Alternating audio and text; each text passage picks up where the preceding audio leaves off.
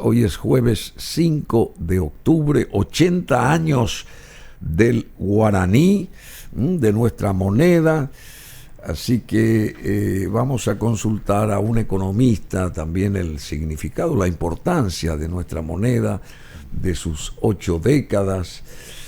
Y a propósito, hablando de números, de propuestas que tengan que ver con la economía y las finanzas, Paraguay presentó el presupuesto para el 2024, por ejemplo, que se eleva hasta unos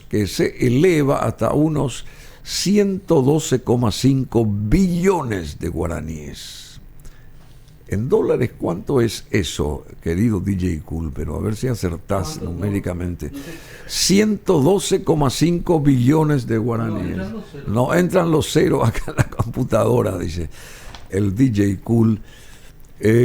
Bueno, el plan presupuestario dará prioridad a áreas claves como educación, salud, seguridad, y al mismo tiempo que se focalizará el gasto en aquellos sectores más vulnerables de la población. El Ministerio de Economía y Finanzas presentó ante el Congreso Nacional el proyecto de presupuesto general de la Nación para el ejercicio fiscal 2024, que asciende a un total de 112,5 billones de guaraníes.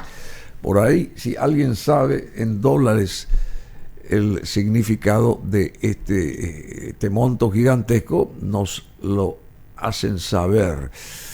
Este año creo que era algo así como 15 mil millones de dólares era el presupuesto de este año, más o menos. Así que para el año que viene será un poquitito más elevado, pienso yo, pero por ahí nomás, entre 15 y 16 mil millones de dólares, lo que significa este monto en billones de guaraníes de 112,5.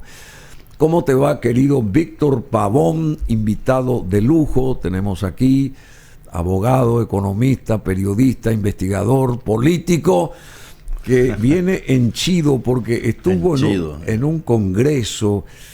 Viene entusiasmado. Esa es la palabra. Porque él viene de un congreso que se realizó en Guadalajara, México, ahí en Jalisco. Guadalajara es una ciudad muy importante de México, en el estado de Jalisco. Y a través de esto, este congreso se realizó a través de un movimiento llamado Por un Mundo Libre. Por un Mundo Libre. Es una suerte de contrapartida a la famosa Agenda 2030. Y este, movimiento pretende arrancar oficialmente, bueno, ya está arrancando, pero tener su mayor fortaleza en el 2040. ¿Es así? ¿Dije algo mal? Totalmente, ¿O no? como bien está diciendo Bruno, siempre ¿Sí? Con la información y el análisis acertado. Acércate. Yo te agradezco porque todo esto devino acá del sabio Víctor Pavón. ¿Por qué estás entusiasmado? Entusiasmado es una palabra que viene del griego, que significa endos y teos, que significa el espíritu que fluye de adentro de una persona, que viene de Dios. Y por lo tanto implica una energía, una convicción, una vehemencia en lo que uno cree. Y no necesariamente significa estar a carcajadas, sino que es una alegría interna que te hace pasar y soportar las vicisitudes, pero siempre con la puesta en marcha finalmente hacia adelante. Sin ningún tequila de por medio, ¿verdad? Sin ningún tequila. ¿Pero habrá probado algún tequila el ya? tequila es una bebida muy fuerte, claro. Alto contenido de alcohol. No sé, ahí en ese lugar nosotros no podíamos tomar porque te comento que ahí estuvimos reunidos todas las América del Norte. En Guadalajara. América Central y América del Sur, donde las reuniones, charlas, discusiones, análisis de documentos, ¿verdad? El borrador mismo del documento nos llevaba 14 horas diarias. Sí. Fue extraordinario. Horas. La verdad que los primeros 3 días fue bastante. Después ya no acostumbramos. ¿Y no se cansan ustedes así? Y sí, no, por supuesto, como todo ser humano, uno se cansa, pero ese entusiasmo del cual yo te estaba hablando te lleva precisamente a darte cuenta que la misión está en el área correcta. Cuando la visión y la misión Muy bien. están conjugados, entonces de luego uno puede soportar las vicisitudes. Y uno se entusiasma doblemente. Se entusiasma doblemente. Porque la misión central es la contrapartida de la famosa Agenda 2030. Totalmente. Y además, más que eso, es ciertamente, ¿verdad?, una movida intelectual mundial. Porque esto que nosotros hicimos ahora fue de las Américas. América del Norte, Central y Sudamérica.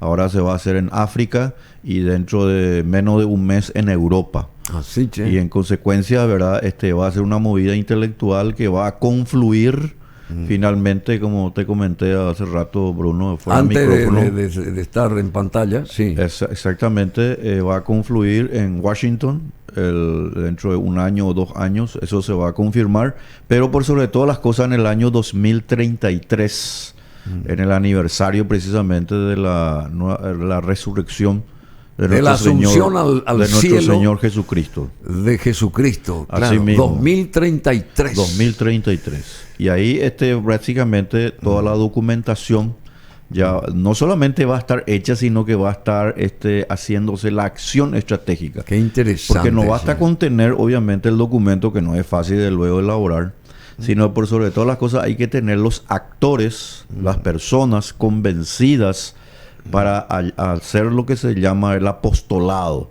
Porque esto es como un apostolado. Hay que difundir las ideas. Hay que difundir la invitarlo verdad. entonces a Sergio Massa, porque Sergio Massa es el ministro de Economía, Sí. pero él no sabe un rábano de lo que pasa en Yacyretá, cómo es la historia. Él está en otras cosas. Es un marasmo, es una masa de boludeces, lo que dice el propio jefe de economía de Argentina. Eso es lo que no entiendo, porque Argentina, con 46 o 47 millones de habitantes, que no tenga un, digamos, ministro de economía acorde con las circunstancias, que sepa realmente sus funciones. Totalmente. No entiendo. No, Y bueno, no. Bruno, hay que ser sincero. La Argentina, justamente el resultado de su decadencia es debido a que han sido radiados las personas realmente que se merecen estar en los lugares que hoy debería estar ocupado por eminencias. Claro, a eso voy. Como lo tiene Argentina. Argentina es un país que tiene un capital humano extraordinario. Impresionante. Ahora, por ejemplo, si vos te fijas, por ejemplo, el equipo de Javier Milei, donde le puedo citar a mi amigo Berti Venegas Lynch, quien es el hijo del gran maestro Alberto Venegas Lynch, hijo. Berti es candidato a diputado por la provincia de Buenos Aires y es una persona lúcida, una persona extraordinaria, y que, por ejemplo, él ojalá pueda también llegar a ser miembro del Congreso argentino, y de luego también junto a Javier Milei, que a él ya no lo pueden parar, le están fabricando todo tipo de sandeces, de injurias, de difamaciones, porque sencillamente es una fuerza arrolladora que no lo pueden parar. Entonces le están fabricando todo tipo de atropellos, de inventos, etcétera. No pueden parar esa fuerza. Pero volviendo a esa fecha que va a ser realmente mundial, evidentemente,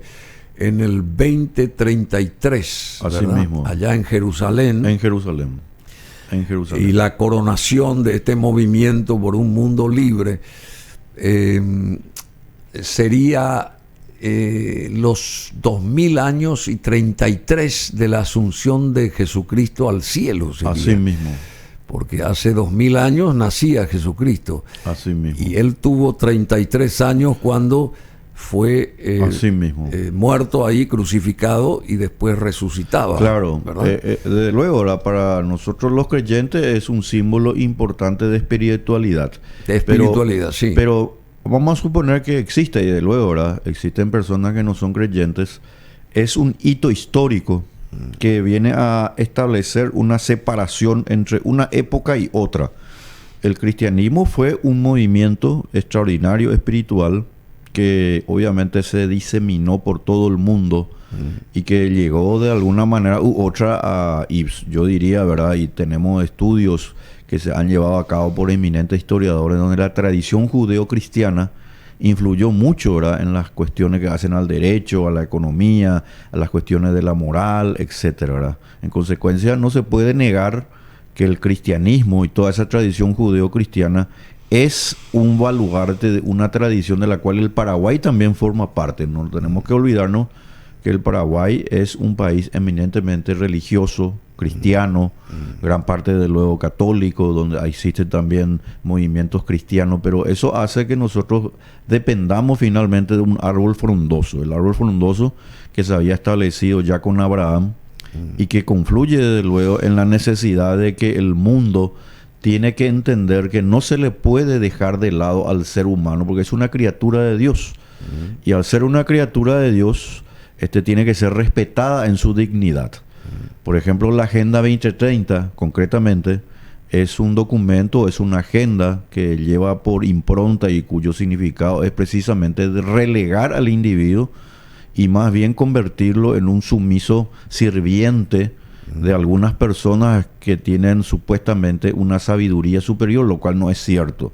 Yo como liberal y como cristiano me rebelo, desde luego, ¿verdad?, contra todas aquellas personas que creen y dicen que son superiores a otra, en primer lugar. Y me rebelo, obviamente, como liberal y como cristiano, cuando una organización tan multimillonaria, ¿verdad?, y con gente realmente muy peligrosa como el Foro Económico Mundial, quiere violar la vida, la libertad, la propiedad, la familia y la soberanía de los países. Eso es muy tremendo.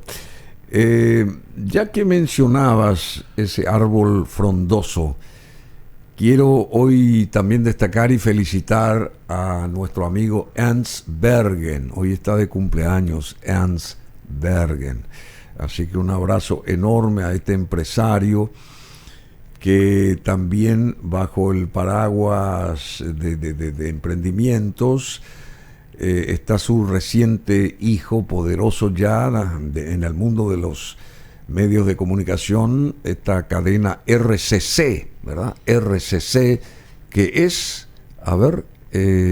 la Red Chaqueña de Comunicaciones. Red Chaqueña de Comunicación. Así que un abrazo grande al querido Ernst Bergen desde aquí, sinceramente, porque es una gran persona, un gran empresario. Mis felicitaciones también al señor Bergen. Yo creo que él ha hecho muchas cosas interesantes.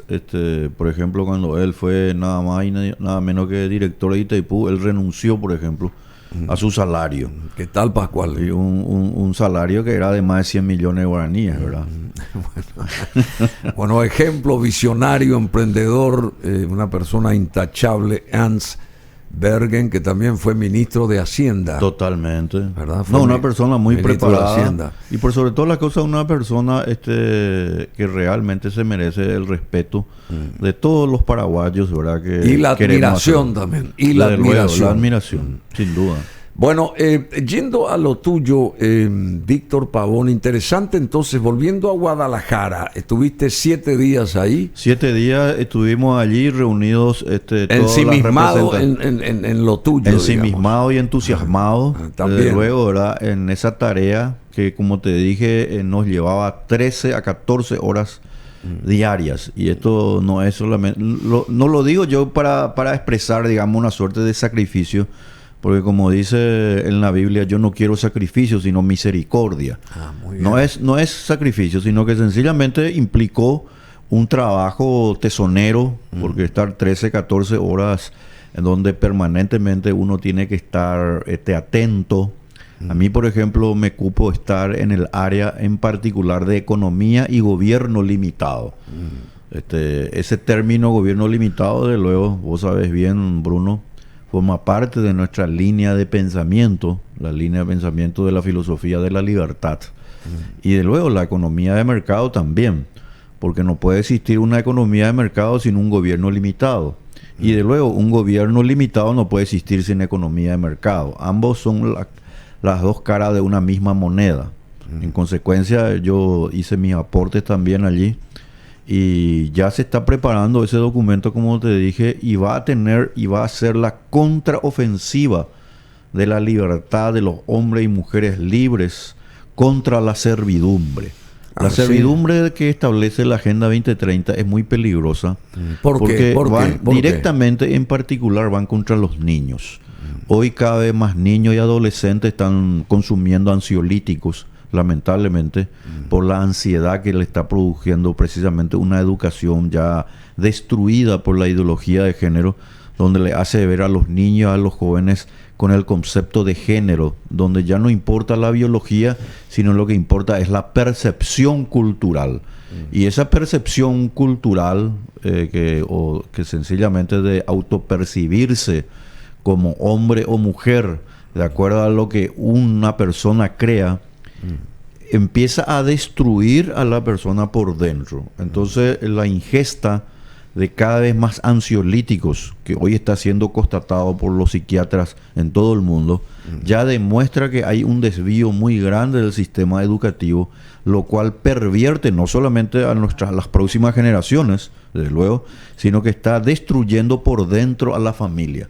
La familia es hombre, mujer, hijos. No es hombre, hombre, hijos. O mujer, mujer, hijos. Hombre, mujer, hijos. Eso es muy importante porque, en primer lugar, desde luego, hay una cosmovisión bíblica cristiana donde obviamente Dios lo creó hombre y mujer, dice la palabra.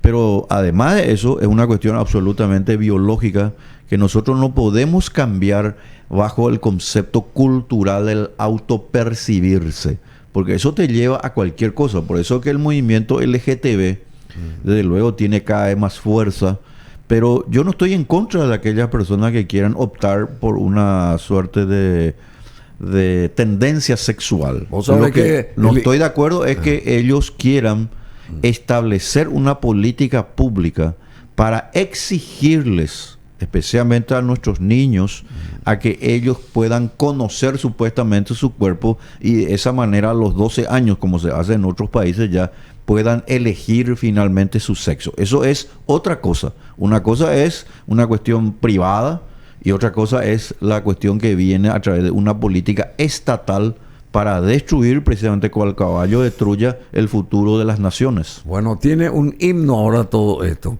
Una canción de muchas décadas atrás que vuelve a estar en el tapete. Los nenes con los nenes, sí. Las nenas con las nenas. Y sí, ahí del está. Grupo Las Primas, ¿te acordás? Sí, sí, el Grupo Las Primas. Los nenes con los nenes, las nenas con las nenas. Yo creo que ahora están enarbolando de vuelta ese tema. Y bueno, musical, digo, como himno. Y bueno, eso para que veas nomás que es lo que estamos hablando, Bruno, y para la audiencia, no es algo inventado. Acá nosotros tenemos a un embajador de Estados Unidos, sí, el famoso, que proclama y hace, ¿verdad?, alarde público de esa tendencia. E incluso, ¿verdad?, nada más y nada menos acompaña personalmente ese movimiento. Claro, que iza la bandera LGTB junto con la gloriosa bandera de los Estados Unidos. En su embajada. En la embajada de los Estados Unidos, donde él está directamente violando la Constitución de los Estados Unidos. De su país, claro. Porque cuando uno estudia a los padres fundadores de ese gran país, los Estados Unidos, independizado, como sabemos, en el año 1776, todos esos personajes, realmente todos eran cristianos. Los padres de la patria. Todos eran cristianos, eran anabaptistas, eran presbiterianos, etcétera, ¿verdad? Cristianos. Y tenían esa impronta muy importante. Tanto es así, una anécdota nomás, cuando se iba a hacer la Constitución de los Estados Unidos en 1787, Benjamin Franklin le insiste a Thomas Jefferson para que haga la Constitución. Y Thomas Jefferson no lo quería hacer porque era un tema muy delicado escribir una Constitución. Claro. Hasta que George Washington, que era el gran líder militar, ¿verdad?, le vuelve a decir a Thomas Jefferson, por favor, nosotros necesitamos un documento que nos sirva de guía porque la antigua tradición británica acá ha violado esas viejas tradiciones. Entonces ahora vamos a tener que escribir nuestra Constitución, porque ellos venían siendo regidos por la Constitución británica, que no estaba escrita. Y de hecho hoy sabemos perfectamente que la mejor Constitución del mundo es la de Inglaterra, pero no existe. No existe. O sea, no está escrita. Eso dijo acá el embajador también. Sí, sí. Y me habrá escuchado británico. No, de que su constitución, ellos no tienen constitución, dice. El mayor estudio que hizo sobre eso fue Friedrich von Hayek, en su libro Derecho, Legislación y Libertad, y Bruno Leoni, que habló sobre la libertad, que fue un eminente también pensador liberal. Y es muy interesante como Thomas Jefferson, cuando se decide a escribir la Constitución norteamericana, Él dice una frase en Filadelfia, estaban reunidos todos los congresistas, y dijo una frase que quedó para la historia, ¿verdad? Y que tronó para el futuro. Ah, me gustó, tronó, me gustó. Sí, ¿te así gustó? como el tiempo. Así así mismo. como el tiempo, como el Sí, trueno, sí. tronó. ¿Y cuál fue esa frase? Y eso pues decían, entre paréntesis más, los romanos cuando iban a una batalla determinada. Esa era una frase que se utilizaba, ¿verdad? Carpe diem. No, ellos decían, lo que hagamos en el presente tronará en el futuro. Qué bueno. Bueno, ¿y cuál fue Y esa Thomas frase? Jefferson se levanta, acepta, ¿verdad? Que él haga el borrador de la Constitución, porque fue el borrador de la Constitución. Y dijo esta frase: cuando pienso que Dios es justo, tiemblo por mi país. Qué bueno. O sea, igualito que algunos de nuestros políticos, ¿verdad? Claro, claro. Entonces, esa impronta de conocimiento. Thomas Jefferson era un lector asiduo ya en ese momento y tuvo que profundizarlo todavía más de la tradición griega y romana. También muy similar a lo que pasa acá. In ¿verdad? God we trust, dice ahí Estados Así Unidos. El mismo. billete, Nosotros el dólar. en Dios confiamos, ¿verdad? In God we Entonces, trust. eso significaba, obviamente, una tendencia y una cosmovisión cristiana que no hay que descartar para precisamente rescatar al mundo de lo que hoy tenemos. Por eso este congreso donde estuvieron los representantes de las Américas. En Guadalajara, Jalisco, México. Se Sí. llama Por un Mundo Libre. Qué lindo, por un mundo libre. O sea, la expresión, Bruno, por un mundo libre, no es una expresión superficial, es una expresión filosófica. Así como en el donde- Tratado de Santa Cruz, Sí. digamos, la circulación por la hidrovía Exacto, es libre. Así mismo. La libertad de Y navegación. te cuento una anécdota que cuando estábamos allá en Guadalajara, nos enteramos que en ese mismo momento, pero en una ciudad que se llamaba Puebla, se estaba reuniendo el grupo izquierdista, el grupo de Puebla. Así, che. Nosotros por la libertad y ellos por la opresión, desde luego. La diferencia abismal. Bueno, acá recién me pasó algo, el DJ Cool. Vamos otra vez a la parte numérica. El presupuesto para el año entrante, el 2024, acá en Paraguay, presenta el presupuesto. El Ministerio de Economía y Finanzas presentó ante el Congreso Nacional y asciende a 112,5 billones de guaraníes. 112,5 billones de guaraníes. Y eso significa en dólares 15.500 millones de dólares Bueno, para el te quiero hacer un comentario 24. brevemente ahí sobre ese tema. Sí. El Producto Interno per cápita, interno del Paraguay, que es la riqueza que produce el Paraguay, no es más de 44.000 millones. Ah, ¿sí? Esos 15.000 millones significan que prácticamente ya una cuarta parte y más, ¿verdad?, de lo que se produce en el Paraguay ya lo está usando el Estado. Eso significa sencillamente que se prendió una luz roja. El presupuesto no debe ser superior al 10% del Producto Interno Bruto. O sea, no puede ser en este caso mayor a 4.000 millones. Y nosotros ya tenemos más, obviamente, 4 veces más. Sí, 15.500 15.000 millones de dólares. ¿Eso qué significa, Bruno? Que estamos ante un peligro al cual todavía nosotros podemos zafarnos y evitar. ¿Por qué? Perdóname, o sea, el 10% es el que es El presupuesto no debería ser más presupuesto del año entrante, supongamos. el presupuesto que utiliza el Estado, que son los gastos y los ingresos, sí, o sea, sí. el dinero que posee el Estado para una actividad No determinada. puede ser más no puede del ser 10. más del 10% del PIB. Producto Interno Bruto. Claro. En consecuencia, nosotros estamos ante una luz roja. En realidad, esta es una tendencia mundial. Latinoamérica, prácticamente todos están incluso superior que Paraguay. O sea, nosotros comparados con otros países no estamos mal, pero comparado con el estudio de las finanzas sanas y de la economía correcta, obviamente, Estamos desfasados. y de la política correcta, no estamos. ¿Por qué desde el punto de vista de la finanza sana? Porque no se puede seguir sacándole dinero a la gente para utilizarlo en actividades que no tienen ningún sentido y se hacen mal, por cierto. ¿O acaso en el Paraguay tenemos mejor educación, mejor salud, etcétera, por decirlo lo mínimo, ¿verdad? O mejor sistema de transporte público. Sí, mejor sistema de transporte. Se tiene que estar subsidiando a pseudoempresarios. Help. Cuando en realidad y al final y al cabo ese dinero se debería utilizar exclusivamente para la seguridad, para un sistema de vouchers educativos, para especialmente llegar a nuestros niños más carenciados. Y solamente para eso. Pero ¿qué está pasando? Que también políticamente es peligroso. Porque cuanto más el Estado crece, el Estado se corrompe más. Lord Acton, un gran pensador, justamente decía que el poder corrompe y el poder absoluto corrompe absolutamente. O sea, cuando el Estado más crece, te hace perder lo que se llama libertad económica.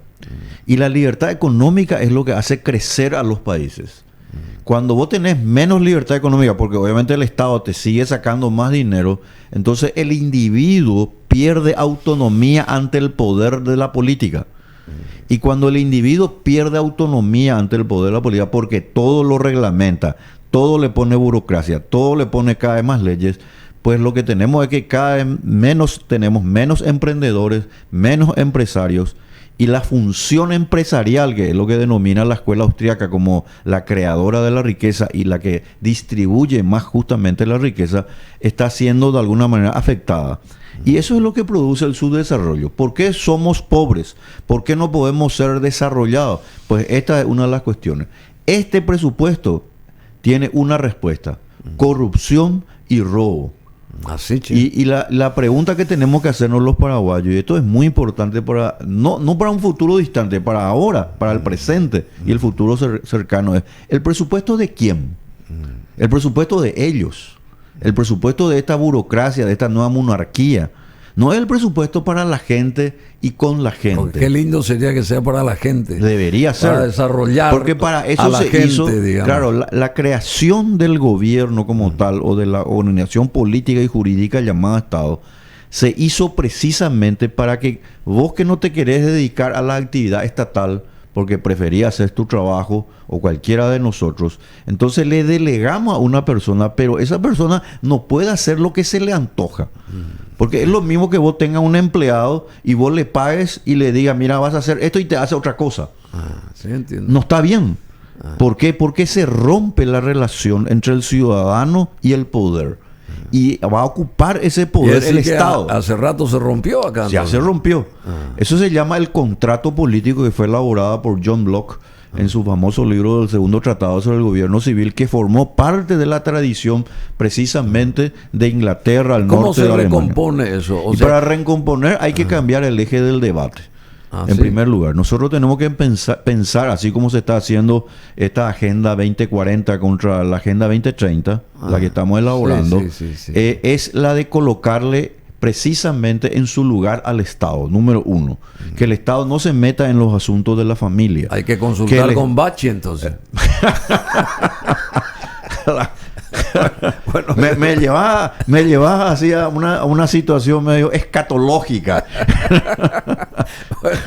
bueno, pero para darle un poco de... Hay que poner siempre... Me gusta eso, Bruno, porque ¿vos te acordás de Elecciones? El Reader Digest. Exactamente. Y había Reader Digest. Así mismo, muy bien pronunciado. ¿Vos te acordás de esa sección que se llamaba La Risa? El remedio infalible. Exacto. La risa, remedio infalible. La risa, el estar de buen humor, hace que nuestras endorfinas y nuestro sistema nervioso... Es parte del entusiasmo también. Es parte del entusiasmo. Muy bien. ¿No excelente? Parece? Es parte del entusiasmo. Sí, es el entusiasmo. ¿Verdad? El entusiasmo es el endo y el teos. ¿Verdad? Y eso es lo que hace que una persona pueda vivir mejor, pueda tener lo que se llama salud mental y salud física. Porque el problema que hoy tenemos, Bruno, producto precisamente de esta suerte de cada vez más presencia del Estado en nuestras vidas, es que la gente le pone nerviosa.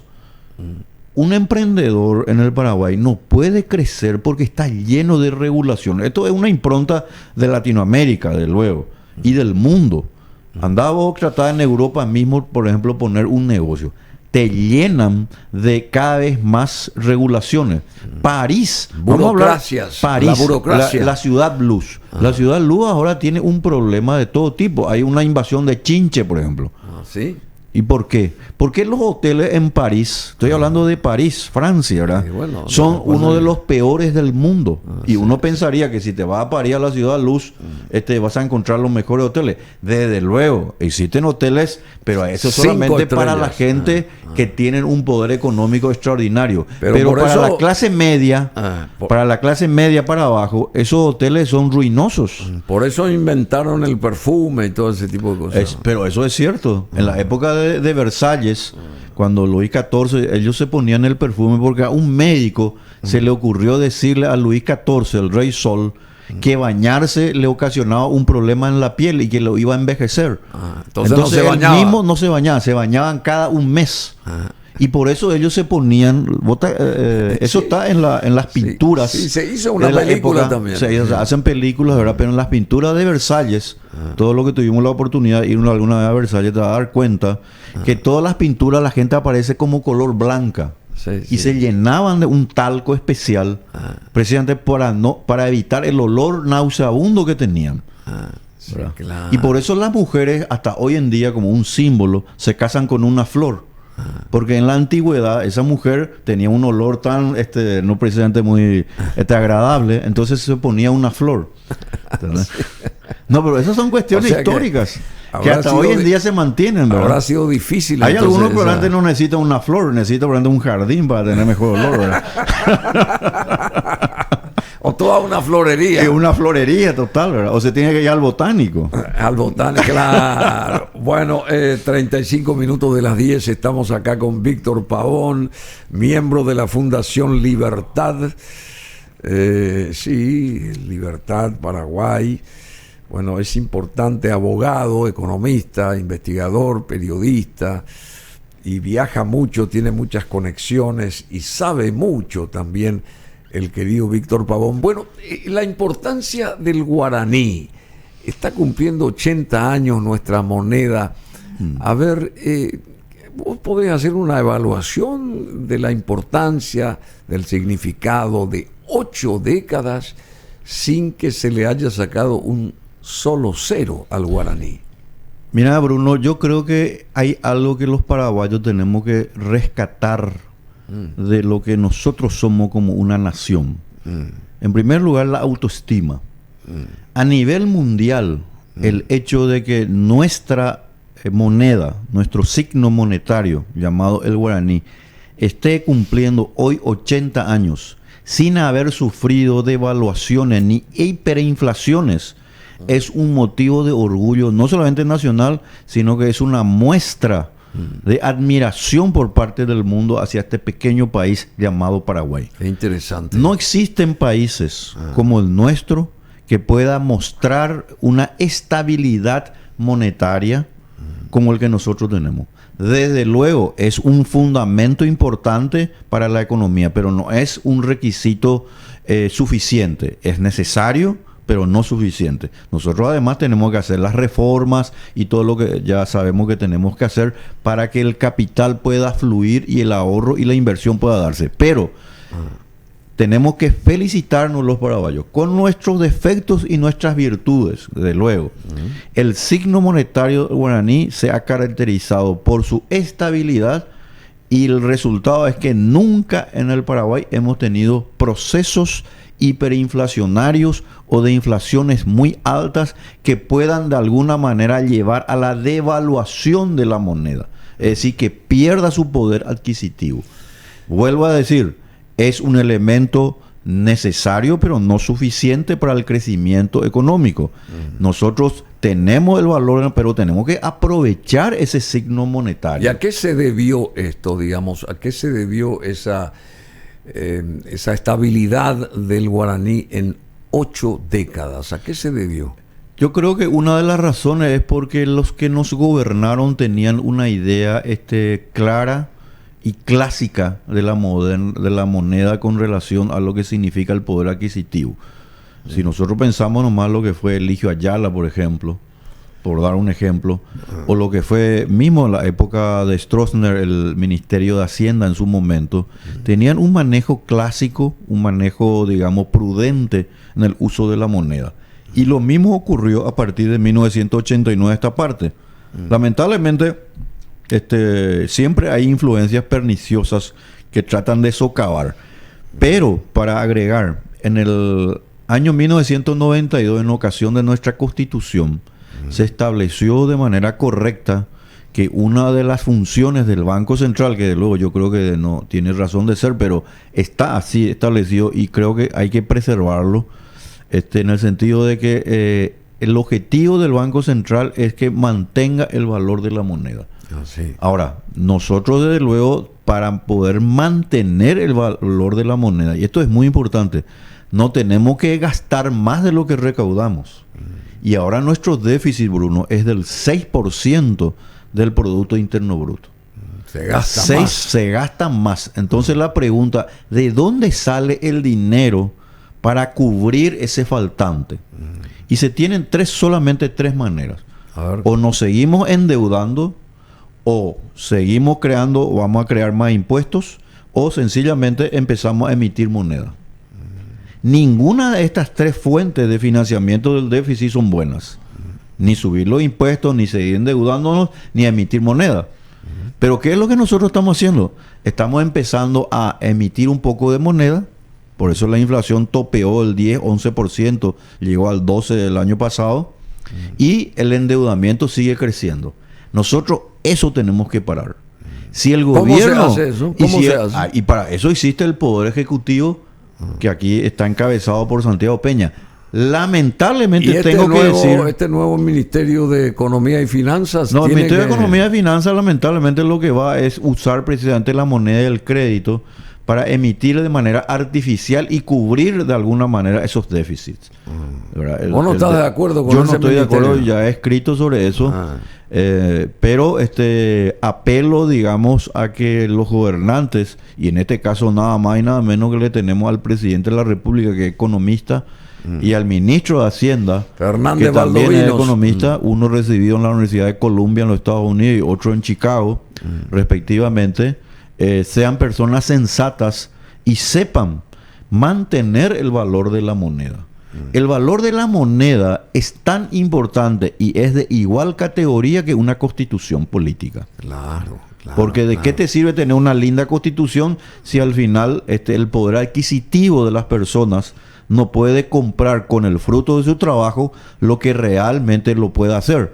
Una ama de casa, una persona que se va hoy al día al supermercado, al mercado, a una tienda, tiene un problema. El valor real de su poder adquisitivo ha disminuido prácticamente en 30%. Por ¿Eso qué quiere decir? Que nosotros, en vez de tener ese 100.000 guaraníes, que en términos reales dice 100.000 allí, en realidad hoy ya vale solamente 70.000. Por eso ayer le pregunté a Pablo Herken si nuestro sueldo mínimo se justifica, o cuál debería de ser el sueldo mínimo de acuerdo a el costo de los productos y la inflación y todo ese tipo de cosas. Hipotéticamente, ¿a cuánto debe de ascender el sueldo mínimo acá en Paraguay? Bueno, no, la noción del sueldo mínimo es una noción equivocada. ¿Ah, sí? El sueldo mínimo acarrea desempleo e informalidad. Sueldo mínimo en términos económicos significa, si uno traza así una curva de la oferta y la demanda, un gráfico, significa que yo estoy colocando por debajo del mercado, ¿verdad? Perdón, por encima del mercado. Porque en realidad el sueldo, el salario de una persona se mide por su productividad y la confianza que vos le tengas a una persona. ¿Verdad? Si vos tenés un empleado y decís, mire señor, yo estoy dispuesto a pagarle porque yo veo que usted es una persona que quiere aprender, es una persona correcta, es una persona honesta, yo no le voy a pagar los 2.600.000 que hoy es el sueldo mío. Yo estoy dispuesto a pagarle a usted 3.800.000. Claro. Como debería ser. Pero el sueldo mínimo, ¿qué es lo que hace? Le atrae, lamentablemente, porque es coercitivo, Es una imposición el sueldo mínimo Recién legal. dijiste 3.800.000. Claro, 2.600.000 no, ya sé. el sueldo mínimo. Pero si vos le querés pagar a una persona 3.800.000 porque realmente considerás que es lo correcto. Pero vos dijiste nomás eso, no es un cálculo tuyo. No hay, porque no se puede hacer ese cálculo realmente. El sueldo mínimo. ¿Pero cuál debe ser el por ejemplo, sueldo tiene que ser libre. Ya sé, Bruno. pero una familia, pero eso pues no. Una familia de 4 miembros, hoy, así como está la inflación, como están los costos, ¿cuánto debería de ganar el jefe de esa familia con 4 miembros bajo sus espaldas? No, y digamos? mínimo tiene que estar por los 5 o 6 millones, mínimo. ¿Verdad? Mínimo. Pero hay que Pero ir eso por- es imposible, Claro, no lo se que- puede dar eso acá, ¿verdad? No, lo que pasa es que el sueldo, el salario, es el producto, el resultado de la cantidad de ahorro e inversión que existe en un país. Te pongo un ejemplo para que la gente entienda, Bruno. Un paraguayo, y yo le conozco a estas familias que fueron, y probablemente vos también que estuviste en los Estados Unidos, un paraguayo que vino de Caraguatá, un pueblo, hoy ya una ciudad muy importante de nuestro país, que nunca se subió a un avión. Nunca, ni siquiera sabía decir hola en inglés. Él no ganaba ni 1.000.000 de guaraníes acá. Eran cuentas propistas. Acá. Estaba topeando los 800.000, 1.000.000 máximo. Acá en Paraguay. Se va a los Estados Unidos, le consiguen el pasaje, los amigos, los parientes, etc. Y se va a Estados Unidos. Esa persona gana 10 millones de guaraníes en menos de 48 horas. ¿Por qué? No se debe a que el yankee allá, en los Estados Unidos, en Miami, o donde sea, en Nueva York, le tuvo lástima. Miran, pues no sabe hablar inglés. Pobrecito este sudamericano. No, es porque el trabajo que él está ofreciendo le reditúa a él un sueldo determinado, porque el capital, el factor de producción capital es tan alto que absorbe el factor de Es producción trabajo. interesante lo que decís. Y esa es la explicación por el cual un agricultor norteamericano o canadiense va a ganar siempre más que un boliviano o de cualquier otro país latinoamericano. El capital es tan alto que desde luego es capaz de pagarle a esa persona lo que aquí jamás va a poder ganar. Esa es la explicación económica y la única explicación correcta. Cualquier otra explicación es entrar en lo que se llama el populismo y la demagogia. Una permanente mentira que lo único que le da pie a los políticos para que ellos finalmente se encarguen de fijar un salario que de paso le perjudica en particular aquí en Paraguay y en toda Latinoamérica sobre todo, le perjudica a los más jóvenes. Porque un joven sin preparación, ¿cuál es el problema que tiene? No puede sortear la regulación del salario mínimo, porque vos como patrón tenés que estar pagando un porcentaje altísimo del 16.5%. Y el trabajador de luego del 9%, 9.5%, ¿verdad? Entonces, con el salario mínimo y esas cargas sociales, ese joven no logra tener el sueldo mínimo. ¿Cuánto gana un presidente de la República acá? Y el presidente oficialmente creo que está por los 40 millones más o menos. Y él maneja un presupuesto de casi 16.000 millones de dólares. ¿Cómo se entiende que él anualmente maneje casi 16.000 millones de dólares y reciba realidad, en guaraníes 40 millones? Sí. Bueno, eso también es un tema a reflexionar. No, pero el más o menos presupuesto, el porcentaje es lo que vos claro, estás diciendo. Pero el presupuesto, Bruno, el presupuesto es manejado y debe ser administrado, ¿verdad? Administrado por el Poder Ejecutivo, establecido por el Congreso. Sí, ya entiendo, ídolo, pero con razón que aparecen necesariamente los maletines que cruzan por ahí. Vos decís que debería ganar más. Pero por supuesto bueno, que el presidente que en maneja... realidad, no, entiendo lo que decís, pero en realidad... Presidente cualquiera. El otorgarle un mayor incremento en el sueldo no significa que tampoco vas a evitar el maletín. Aunque vos les ponga el sueldo a ese presidente, supongamos, ¿verdad? De 100 millones... De 40 le subía a 100. ¿Por qué en Itaipú van a pagar esos sueldos y el presidente del país no? Ahí sí hay un desfasaje. Hay un desfasaje. No debería ser así. Por favor. Ahora, hay que entender, Bruno, que el sueldo o la remuneración que se percibe ciertamente debe estar acorde a la actividad que realiza una persona. Desde luego, el presidente de la República debe tener un sueldo que le permita él desarrollar su actividad, porque no puede, de acuerdo a nuestra Constitución, desarrollar otro tipo de actividad, ni tan siquiera la docencia. ¿Vos te imaginas? Sí, cuando vos, por ejemplo, seas presidente, no vas a poder venir acá y hacer un programa de media hora. Presidente de la casa. Bueno, Y sí. presidente de mi casa. Bueno, no, son cuestiones que te hacen pensar. Yo sé que el presidente tiene también un rubro extra que nunca se dejó notar, pero Sí. que para que él... Eso se llama el gasto reservado. El gasto reservado. Bueno, el gasto exactamente. reservado para mí es una reminiscencia monárquica, una reminiscencia peligrosa, en donde no existe lo que se llama rendición de cuentas. Y eso no está bien, Bruno. Si Tampoco. nosotros somos un país republicano, ¿Qué es lo que está bien entonces? lo que está bien es que la persona que perciba, porque es un funcionario, estamos hablando del funcionario público, no del funcionario privado. Sí. El funcionario público es una claro, persona que recibe, y bajo el principio de la transparencia y rendición de cuentas, el pueblo debe saber cuánto gana y en qué gasta ese dinero. Claro, por supuesto. Por eso es un funcionario público, es un funcionario circunstancial, ¿verdad? Por un tiempo determinado, y en consecuencia ahí vos le empujás a que sea una persona honesta. Porque no está bien que una persona que gana 20 millones tenga una vida de una persona que está ganando prácticamente 200 millones. Hay un problema. No, hay que consultar No en con Insaurralde, que se paseó con el con yate y las de minas de champán claro. allá. No, pero acá en puede Monte Carlo. acá puede consultar con varios también. Con Bachi. ¿Verdad? No, con otros más, ¿verdad? Que el problema está en la correspondencia moral, ¿verdad? Y de preparación que deben tener también los que fungen de funcionarios públicos. Desde luego, la Constitución estableció como único requisito la idoneidad, porque esa es la democracia. La democracia implica que el hijo del vecino, que no necesariamente tuvo la oportunidad de tener conocimientos muy elevados por no haberse ido a una universidad, por ejemplo, extranjera, también pueda adquirir el rol de funcionario público. Pero la característica de esa persona, primero que tiene que ser idónea, es decir, idónea, debe ser apto para el cargo en el sentido que tenga un mínimo de sentido común. Mínimo de sentido común, pero más importante todavía, Bruno, es que tiene que tener solvencia moral. Es decir, la persona tiene que ser honesta. Y la honestidad se mide muy fácilmente por el tipo de vida que lleva. El que hace ostentación de lo que tiene, desde luego ya está demostrando una falta de respeto a los conciudadanos que le pagan su sueldo. Claro, por supuesto. Hoy es el Día Internacional de la No Prostitución.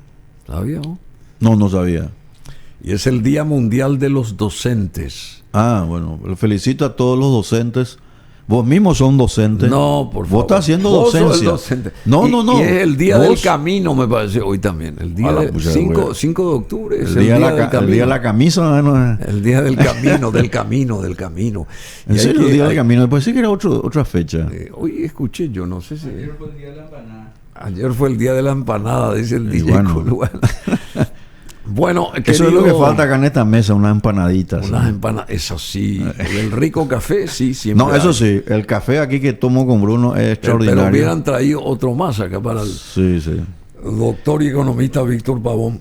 Felicidad a todos los docentes. No, y te iba a decir que vos estás haciendo docencia. Bruno. No, por favor. Cuando que vos yo soy- hablas sobre un tema, estás emitiendo una opinión, Gracias a estás ustedes. influyendo en la opinión pública. Gracias y esa a es una ustedes. forma de docencia. Gracias a ustedes. Bueno, muchísimas gracias, Víctor. Sintetizando, el guaraní es relevante, es una moneda prestigiosa, hay que sostenerla. Así mismo es. Y Es que en Argentina, vos te vas en ciertas partes hoy en día ya en la Argentina, ¿verdad? Y se lo conoce como dólar I. ¿así? El dólar I, ¿verdad? ¿Por qué? Porque es una moneda estable. Pero lamentablemente, ¿verdad?, la falta de autoestima y la incapacidad de nuestros mismos gobernantes que no le hacen ver al Paraguay como un país digno y fuerte y poderoso es lo que aprovechan. Ahí por eso existen los masa en Argentina. Por eso existen otros gobernantes que le desprestigian al Paraguay. Vos te vas, por ejemplo, a una ciudad del Brasil o una ciudad de Argentina turística y no le ponen al guaraní. Cuando ellos saben... Ahí en la grilla, digamos. En la grilla, esa es la cotización. No, cuando ellos saben... No incluyen al guaraní. Cuando ellos saben que nuestro guaraní tiene mayor valor que su propia moneda. ¿Y por qué no le colocan? Porque históricamente... Porque nosotros somos los culpables. Siempre el Paraguay fue relegado, uno. Pero también, y esa es la causa primigenia, porque nosotros mismos no nos hacemos respetar como país en el concierto de las naciones. ¿Por qué? Porque nuestros gobernantes son de escasas luces, corruptos y por sobre todas las cosas se callan ante cualquier extranjero que viene aquí a hablar, o paraguayo incluso, ¿verdad? Que te viene a decir porque yo estudié en tal lugar, entonces todos los demás tienen que callarse. Eso es un falso concepto, eso se llama falacia de autoridad. No hay que callarse ante la mentira y sobre todo ante la soberbia de aquellos pseudo intelectuales que vienen y traidores que vienen a decirnos a nosotros lo que nosotros vamos a hacer en nuestro país. Por eso esta Agenda 2040 por un mundo libre que se contrapone a la Agenda 2030 tiene ese sentido, recuperar el sentido de soberanía que cada país debe tener. ¿Cuándo es la ponencia ahí en Washington como invitado especial de este embajador que está acá en Asunción? Lo invitan y expone ahí en el movimiento por un mundo libre. Ahí va a ser la destrucción total. No se puede comparar la esplendorosa Atenas o la esplendorosa Roma en su época era con Sodoma y Gomorra. Claro, Sodoma y Gomorra, muy bien. Conste que ahí había entusiasmo también en Sodoma y Gomorra. Mucho entusiasmo también. Mucho entusiasmo. Sí. Mucho entusiasmo carnal. Bueno, muchas gracias. Víctor Pavón estuvo con nosotros.